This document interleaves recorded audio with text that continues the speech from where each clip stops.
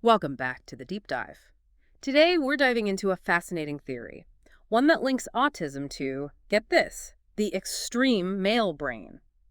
Now, before we get ahead of ourselves, we're talking about a theory here, not a proven fact. But it's a theory with some pretty big implications, and that's what makes it so interesting to unpack. So let's start with the basics. When we talk about autism, we're talking about a developmental condition that can impact how people communicate, socialize, and even how they experience the world around them. Now, here's where things get really interesting. Research has shown that autism diagnoses are way more common in boys than in girls. So naturally, this begs the question, is there something about being male that makes someone more susceptible to autism? It's a question that researchers have been grappling with, and it leads us down some really thought-provoking paths. It really does, especially when you start looking at those classic cognitive differences we see between men and women. Absolutely. Even outside the context of autism, there's a whole body of research looking at how men and women's brains might approach certain tasks differently, almost like they have different cognitive strengths. Exactly. And we see this play out in everyday life all the time. Think about it. Studies show that women, on average, tend to excel in things like verbal fluency, how quickly and easily you can come up with words, especially in social situations. Right, or social judgment. Being able to read a room, understand those unspoken social cues, that's something women, on average, seem to have a knack for. It's like they have this built-in radar for navigating the complexities of social dynamics. And then, on the flip side, you have those spatial tasks, things like mentally rotating objects or using a map to find your way around.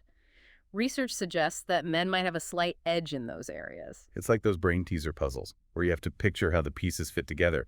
Men, on average, often seem to excel at those. It's as if we're seeing two different but equally valid ways of approaching the world, right? Yeah. Two different cognitive styles. Exactly, and that's where this idea of the male brain and female brain comes in.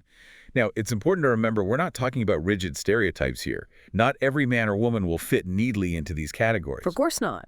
It's more about recognizing that there might be subtle differences in brain wiring, perhaps influenced by things like hormones during fetal development, that could contribute to these variations in cognitive strengths. It's not about saying one way of thinking is better than the other. It's about appreciating the diversity of how our brains work. Precisely.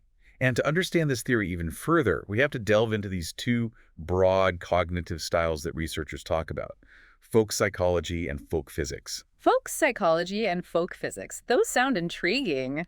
Tell me more. So folk psychology is all about understanding the social world, the world of people. It's about picking up on emotions, understanding intentions, deciphering social cues, basically all the things you need to navigate those complex social interactions. And research suggests that, on average, women might have a slight advantage in this area. It's like having that intuitive sense of what makes people tick, being able to read between the lines in social situations. Exactly. And what about folk physics? What's that all about? Well, if folk psychology is about understanding the social world, folk physics is about understanding the physical world. It's about how objects work, how systems operate, about spatial reasoning, building things. And this is where men, on average, might have a slight edge. So we've got these two cognitive styles, folk psychology and folk physics, these different ways of seeing and understanding the world. But where does autism fit into all of this? That's the million-dollar question, isn't it? It is, and this is where the extreme male brain theory comes in.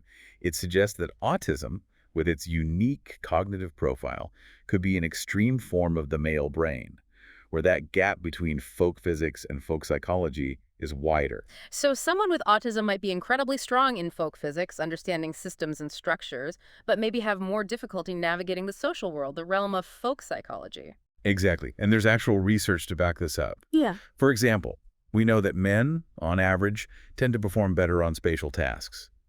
Well, studies have shown that individuals with autism, regardless of whether they're male or female, outperform even typical males in those same spatial tasks.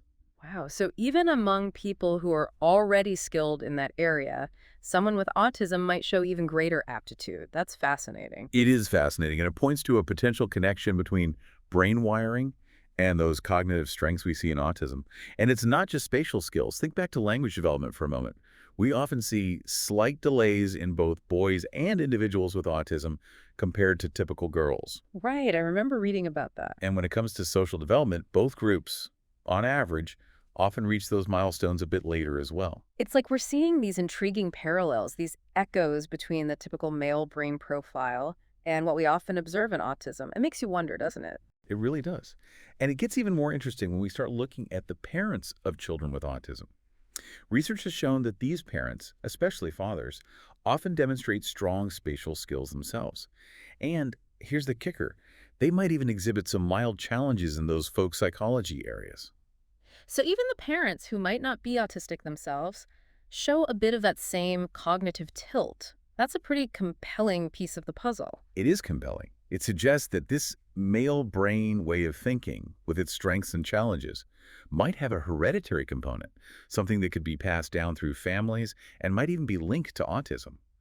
But, and this is crucial, it's not as simple as saying male brain equals autism. We have to be careful about jumping to conclusions. There's still so much more to uncover. Right, it's a complex picture. So we've got evidence that seems to support this extreme male brain theory, but it's not a perfect fit. There are still unanswered questions. It's like we're piecing together a puzzle and we've got some key pieces, but we haven't found them all yet. That's a great analogy. And that's what makes this whole area of research so compelling. We're really just starting to scratch the surface of understanding the complexities of the brain and how it all relates to conditions like autism. It's like we've stumbled upon this trailhead that leads deep into uncharted territory. We have a few clues, a few landmarks to guide us, but we need to keep exploring to see where this trail really leads. Absolutely. And who knows what fascinating discoveries we might make along the way. So we've gone pretty deep into this extreme male brain theory and looked at the evidence, and we've seen that it's a complex picture with a lot more to uncover. But this isn't just some abstract scientific debate, is it? I mean, at the end of the day, this has real-world implications, right? For how we understand and support individuals with autism and their families. Absolutely. And that's crucial to remember. This theory isn't about labeling or limiting anyone. It's about understanding the incredible diversity of how our brains work and using that knowledge to better support individuals with autism. So instead of viewing certain traits as deficits, we might start to see them as strengths that simply manifest differently. Exactly. Let's say you have a child who's completely fascinated by systems like trains, computers, how things are put together. Traditionally, that might have been seen as simply repetitive behavior. But now we can look at it through this lens of folk physics and recognize it as a strength, a sign of a brain that's naturally drawn to understanding complex systems. And with that understanding, we can start to explore different approaches in therapy or education that cater to these strengths. Precisely. For example, we might focus on leveraging those folk physics strengths to teach social skills or communication, like using visual aids or social stories that present social situations as systems with predictable patterns. It's amazing how a new way of looking at things can open up a whole new world of possibilities. And that's the power of research and exploration, isn't it? This extreme male brain theory, even if it's eventually refined or challenged, it forces us to think differently about autism, to move beyond those simple categorizations and appreciate the incredible diversity within the autism spectrum. It reminds us that there's always more to learn, and that sometimes those most intriguing discoveries start with a simple question, a new way of looking at the world. And on that note, we're going to wrap up this deep dive, but we want to leave you with this thought. Stay curious, keep asking questions, and never be afraid to challenge your assumptions. You never know what fascinating insights you might uncover along the way. Thanks for joining us on the deep dive.